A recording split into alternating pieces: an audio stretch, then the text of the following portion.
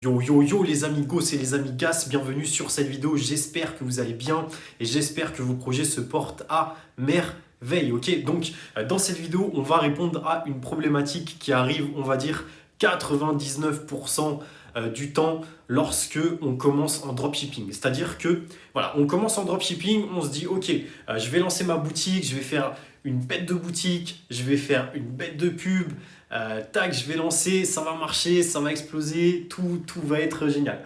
La plupart du temps, ça ne se passe pas comme ça, comme vous le savez. Donc, dans cette vidéo, on va répondre pourquoi. Je vais vous donner les outils méthodologiques vraiment pour analyser votre entonnoir de conversion. Donc, c'est parti, ça va être une vidéo assez intéressante. Donc, c'est parti, let's go!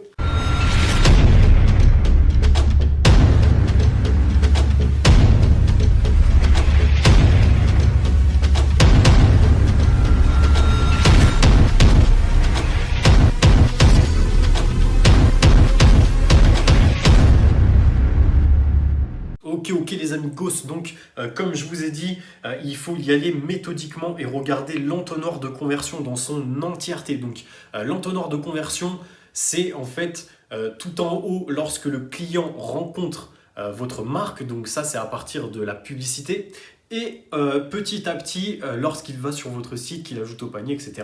Et au bout de l'entonnoir, c'est la vente, d'accord? Donc c'est un processus qui doit être maîtrisé du début jusqu'à la fin. Donc pour y aller méthodiquement, on va commencer par la vidéo. La vidéo, c'est tout simplement le premier contact avec votre marque, votre produit, votre site, etc. Donc votre vidéo doit être une vidéo de qualité. Il faut absolument de la qualité. Il faut que votre vidéo mette en avant votre produit également. Voilà, on est en 2020. Les gens demandent de la qualité, c'est indéniable, ok? Donc si vous ne faites pas des vidéos de qualité, non seulement personne ne va voir votre vidéo, donc votre watch time va être catastrophique, Facebook ne va pas les mettre en avant, etc., etc. Ce qu'il vous faut, c'est une belle vidéo. Bon, après, si vous n'avez pas beaucoup de moyens, vous pouvez utiliser les moyens du bord, donc c'est-à-dire utiliser un portable, etc. Le tout est de mettre en avant votre produit. Il faut que vous fassiez, dès les 3 premières secondes, ce qu'on appelle un scroll stopper. Donc, scroll stopper, c'est quoi? C'est tout simplement une personne lambda, elle est sur son Facebook, elle utilise, elle scrolle sur Facebook ou sur Instagram, et là, boum, elle voit un truc, ça l'interpelle et elle s'arrête de scroller justement. D'où le nom scroll stopper. Ok les amis, donc ça se teste, ok?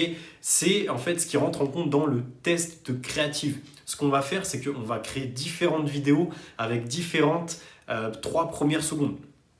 Ça, c'est ce qu'on utilise et ensuite on voit comment ça marche, quoi. Donc une fois que vous avez fait ça, que vous avez plusieurs créatives avec différentes scroll stoppers, vous allez analyser vos taux de clic. Donc votre taux de clic, c'est par exemple sur 100 personnes, combien vont cliquer sur votre pub.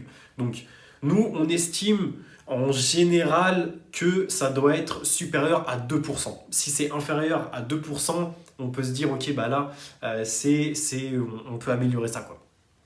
Donc après, ça ne veut pas dire que si votre CTR il est inférieur à 2%, s'il est à 1,5, etc., vous allez peut-être être rentable. Tout dépend en fait de plein de facteurs, du prix de votre produit, de votre marketing, etc. Mais dans la majorité des cas en dropshipping, on va considérer que un bon CTR c'est supérieur à 2-3%. Plus c'est haut, mieux c'est.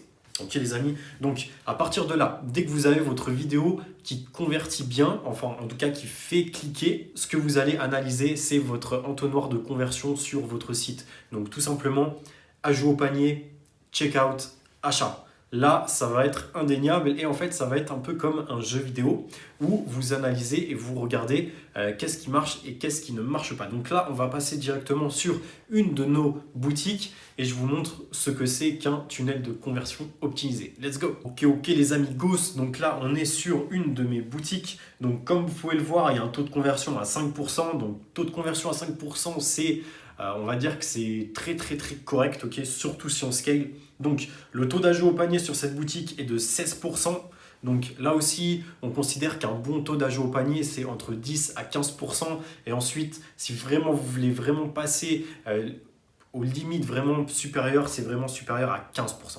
Donc là aussi, on considère qu'un bon taux d'ajout au panier, c'est supérieur à 10%. Si vous êtes à moins de 10% d'ajout au panier, les amis, c'est qu'il y a quelque chose qui ne va pas sur votre site. Donc là, admettons qu'on était à 10%, bah, ce qu'on aurait fait, c'est qu'on aurait amélioré les images produits, on aurait amélioré la description, l'expérience utilisateur. Il faut que tout soit nickel vraiment sur votre site.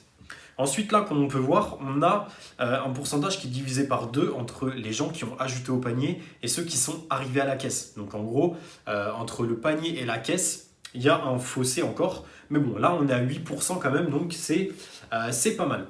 Donc comment on peut améliorer ce ratio-là, donc entre les 8%, 8,8 et les 16%, bah, tout simplement en ajoutant de la scarcity sur votre panier. Par exemple, mettre un petit chronomètre avec marqué voilà, votre panier est réservé pendant 10 minutes par exemple. Ça va pousser à l'achat.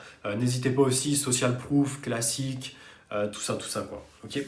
Donc ensuite, là, il y a encore un autre fossé qui est quand même plus bas entre ceux qui arrivent à la caisse et ceux qui achètent. Donc là, on passe de 8,8 à 5%. Donc là, ça veut dire que là, sur cette boutique, le trafic est relativement qualifié, que le checkout est bien optimisé aussi.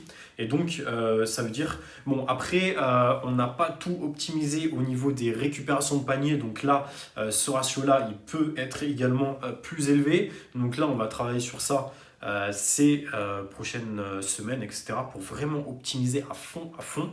Voilà, le but du jeu, c'est d'avoir en fait des ratios entre ces trois trucs qui sont très très bas. Donc voilà vraiment les amis comment on décortique un entonnoir de conversion, c'est-à-dire qu'on part vraiment de la base jusqu'à l'étape finale de l'achat. Okay, donc là, on n'a pas pris en compte le retargeting, etc. Car là, on part sur du principe que vous tournez de la pub en cold traffic, donc en trafic froid. C'est vraiment, c'est sur ça qu'on va faire le plus gros de nos visites et de nos ventes, etc. Donc c'est sur ça qu'on se focus principalement. Ok les amis, donc j'espère que cette vidéo vous a plu. Si c'est le cas, n'hésitez pas à mettre un like, à vous abonner. Big Money Gang. Donc on est là, on lâche rien. N'hésitez pas à me suivre sur mon Instagram aussi. Et moi je vous dis à demain pour une nouvelle vidéo. Ciao, ciao!